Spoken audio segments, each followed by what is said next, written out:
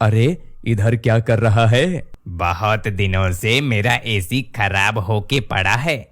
कई बार repairing centre में देने के बाद भी ठीक नहीं हो रहा है।